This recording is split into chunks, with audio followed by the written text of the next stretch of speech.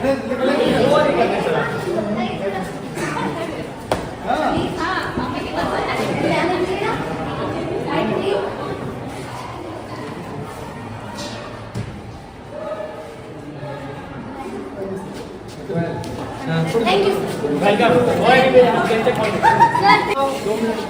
कक्ष में 600 बच्चियों को बैठा के अगर डिसिप्लिन की बात करे जाती है, बिल्कुल भी उचित नहीं है, संभव ही नहीं।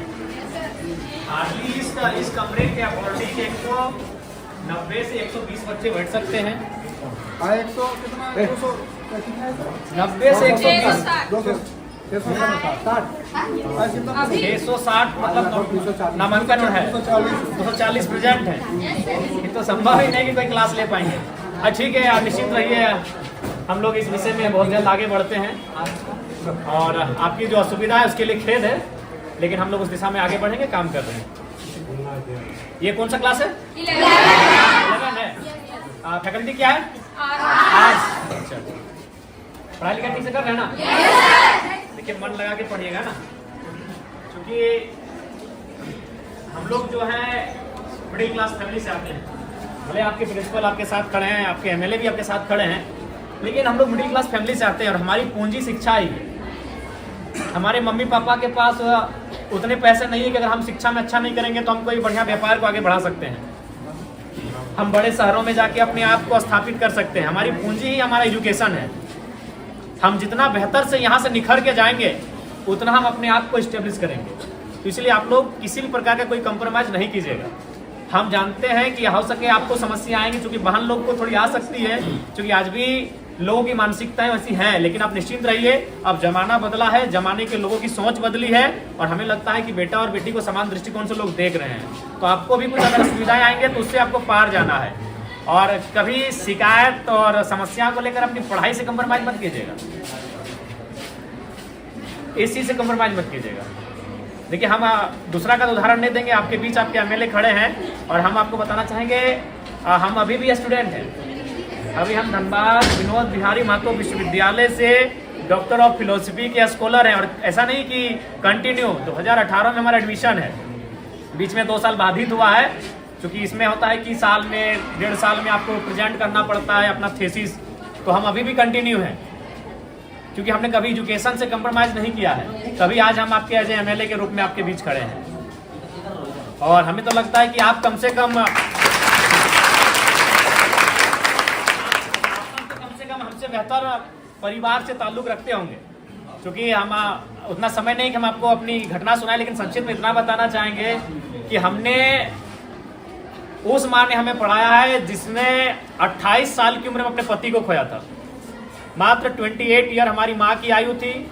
हमारा जो छोटा भाई था वो मैंने गर्भ में ही था, उसका जन्म भी नहीं हुआ, तो दुनिया उसने देखा नहीं, तो उस समय हमारे पिता को हमारी माँ ने खोया था। उसी साल हमारे दादाजी का भी देहांत हुआ था और ठीक उससे 2 साल पहले हमारी एक बहन और एक भाई, और उससे ठीक 1 साल पहले 1.5 साल पहले हमारे एक बहन का भी डेथ हुआ था। तो उस परिस्थिति में एक स्त्री ने हमारा परवरिश किया और आज आपके एमएलए के रूप में हम हैं।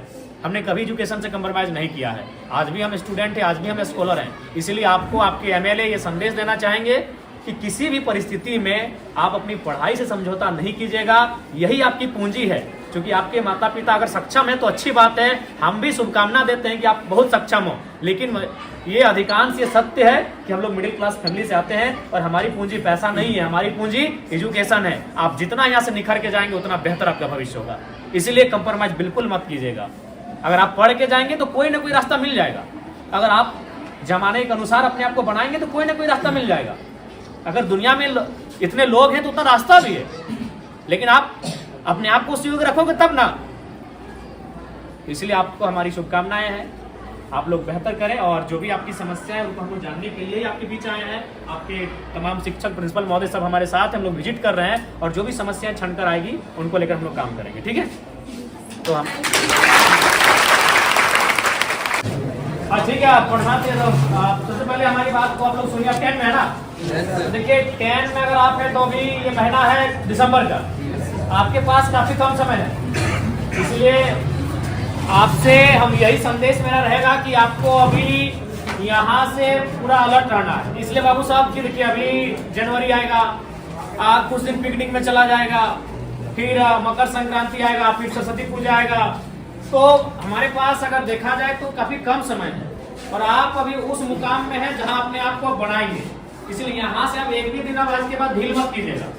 और एक बात, आप जो अभी तक पढ़ाई हुआ है, जाहिर सी बात है सर लोग मेहनत किए हैं, आप लोग पढ़े हैं, बहुत सारी चीजों को आप जाने हैं, उसको आप प्रैक्टिस कीजिएगा, रिवाइज कीजिएगा। जो चीजें अगर चूंकि अभी 10 में क्या है कि 10 के जो चूंकि इसके बाद जब आप कॉलेज जाएंगे तो वहाँ एक्सपीरियंस दिखेगा, लेकिन अभी आप ज्यादातर रट के याद करते हैं, कोई भी चीजें उसको रटते हैं, 4 बार 5 बार रटते हैं। तो उसके बाद भी अगर मान के चले आपसे भूल होता है तो उसको आप हाथ से प्रैक्टिस कीजिएगा, क्योंकि आप जितना पढ़ के रट के याद करोगे उससे ज्यादा आप हाथ से अगर लिखोगे ना 3 बार 4 बार तो उसको आप याद हो जाएगा।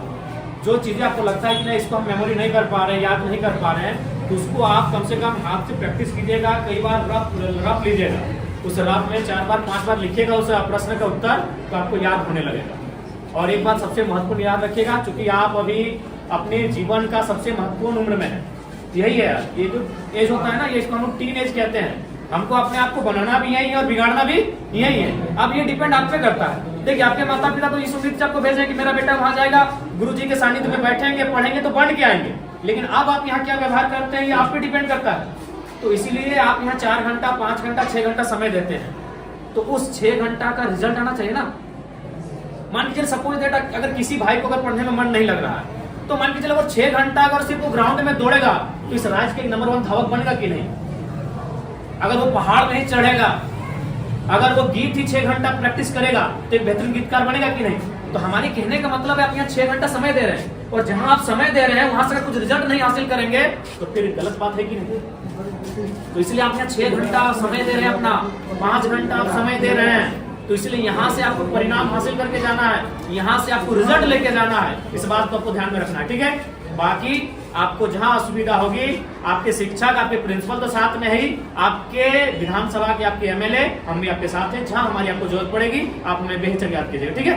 आज चूंकि समय का अभाव है, 1 घंटे हम आपको ले लेते हैं, लेकिन समय का अभाव है। जैसे बच्चा का गार्जियन अभिभावक एक ही हो गया, इसका एप्लीकेशन हम लोग भेजे हैं सर, एक ही वाला अनाथ बच्चा वाला मिलता है। हाँ, तो जो 7-8 बच्चा हम लोग भेजे जिला के लिए सामाजिक सुरक्षा, हाँ, तो उनको सब पैसा 30,000 रुपया महीना मिलता है। ठीक है, हम आप या 10 को आप लोग भेजे, ठीक, इसको हमको संज्ञान में रखिएगा। क्योंकि उनको मालूम है अगर हम खेती में मन नहीं लगाएंगे तो फसल नहीं होगा, फसल नहीं होगा तो परिवार का अनाज नहीं होगा। किसी को मन नहीं लगता, जब धान काटने के लिए जाते हैं पूछेगा मन लगता है? मन लगता है सिनेमा देखने में, मन लगता है मेला घूमने में, मन लगता है शॉपिंग करने में।